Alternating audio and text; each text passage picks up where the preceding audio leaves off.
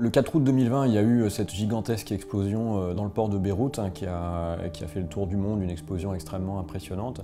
Moi j'ai été contacté quelques jours après, en fait, Électriciens sans frontières ayant été sollicité par plusieurs organisations, la Croix-Rouge notamment, pour intervenir, pour les aider après cette catastrophe. Et en fait ce qui s'est passé, c'est qu'il y a eu cette mission, cette première mission de post-urgence, et pendant la mission, on a pris contact avec d'autres organisations sur des besoins d'un peu plus long terme, qui consistait en fait à apporter des solutions d'électrification à des établissements scolaires qui avaient été touchés par l'explosion, mais qui, en plus des dommages qu'ils avaient subis, étaient confrontés à des problématiques d'accès à l'électricité qui est récurrente au Liban depuis longtemps.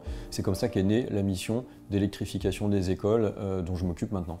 La première question, ça a été de monter une équipe. On a un visier on va dire plus d'un millier de bénévoles. Ça donne déjà pas mal de possibilités de choisir en fait le casting entre guillemets le plus adapté. Ça nous a permis déjà de recruter plusieurs personnes, notamment 2 experts techniques. Je suis arrivé sur le projet École de Beyrouth car j'ai une connaissance assez importante, approfondie du Liban. Donc j'étais déjà acclimaté de Beyrouth, Tripoli, Baalbek, enfin toutes les grandes villes du pays.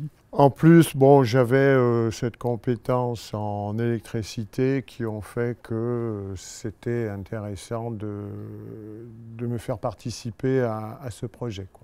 Nous avons retenu principalement aujourd'hui une solution technique de pose de panneaux photovoltaïques raccordés en plein réseau et qui permet de fonctionner et de débiter en même temps que le réseau électricité du Liban, en réinjectant le surplus s'il y a lieu et en consommant la journée ce qui est produit. On a aussi lancé un appel, comme on le fait aussi parfois quand il y a des nouveaux projets, pour voir s'il y avait des bénévoles récents qui pourraient avoir des profils pertinents au-delà de la question des compétences techniques. Et c'est comme ça qu'on a eu connaissance de contacts récents pris par des personnes nouvelles dans l'organisation, notamment Jinan et Johanna, qui sont toutes deux d'origine libanaise. Je suis arrivée dans le projet il y a environ 1 an.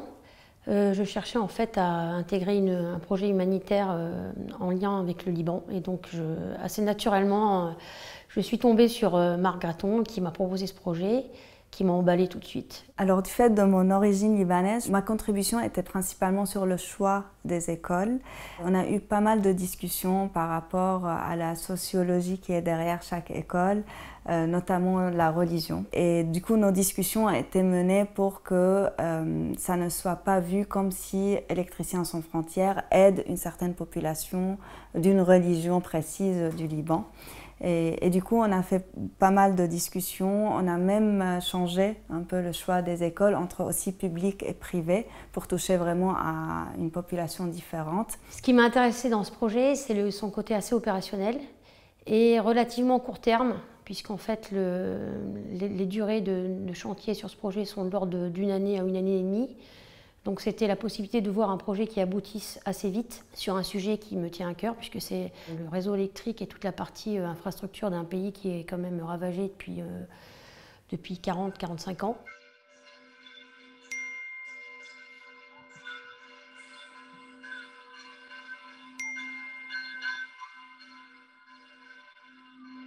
Je suis le seul bénévole d'Électriciens sans frontières sur place.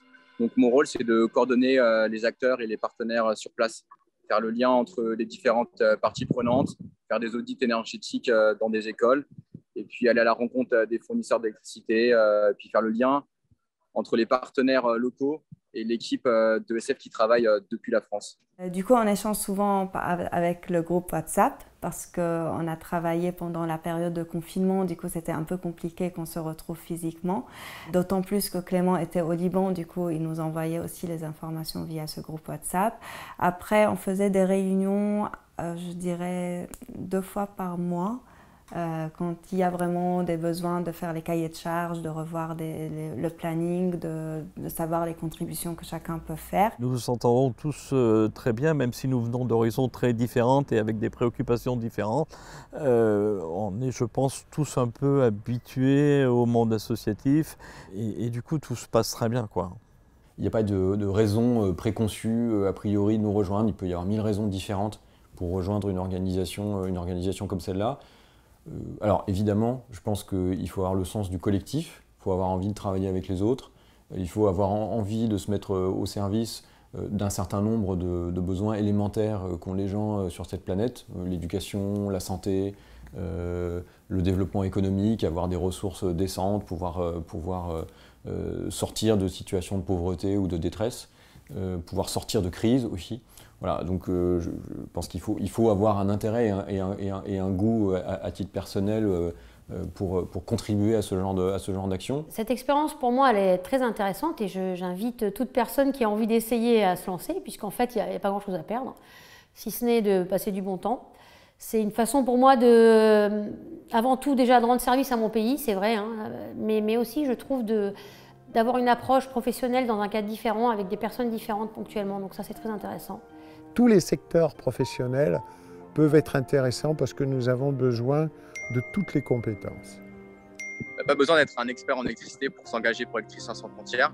Par exemple, moi, malgré le fait que j'ai un bagage ingénieur, je ne suis pas un expert en électricité, mais ça n'a pas empêché qu'ESF m'a rapidement fait confiance pour coordonner sur place le projet à Beyrouth.